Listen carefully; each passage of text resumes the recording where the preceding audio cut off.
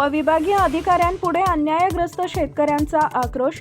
दौंड इथं महाराष्ट्र शासन महाराजस्व अभियानाअंतर्गत उपविभागीय अधिकारी कार्यालय दौंड व तहसील कार्यालय दौंड यांच्या संयुक्त विद्यमाने छत्रपती शिवाजी महाराजस्व समाधान शिबिर शनिवार दिनांक 14 मार्च रोजी पाटस इथं आयोजित करण्यात आले होते।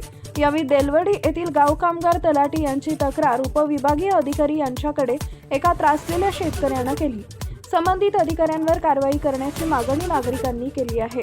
शेतकऱ्यांना होत असलेल्या मानसिक त्रासाला जबाबदार कोण असा प्रश्न या ठिकाणी उपस्थित झालाय। सर्वसामान्यांना त्यांचे हक्क मिळवण्यासाठी एवढा मानसिक त्रास सहन करावा लागतोय अशी खंत शेतकऱ्यांनी व्यक्त केली आहे। या प्रकरणावर संबंधित प्रकरणाची चौकशी करून योग्य ती कारवाई करू असं रेवण लबडे उपविभागीय अधिकारी दौंड यांनी सांगितलं आहे।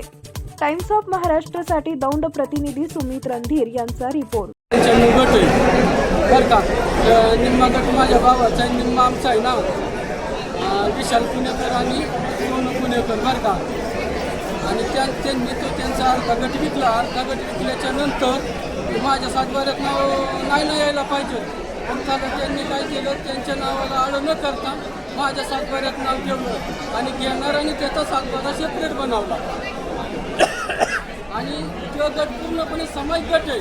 सामायिक गटाचा कागद झाला कसा आणि कसा तरी कागद व्हायचं, पण ते नाव नाही ना राहिलं पाहिजे माझ्या सातबाऱ्यात त्याला त्यांनी नाव ठेवलंय। आज वर्ष झालं काही करतो नाही का काही नाही त्याला।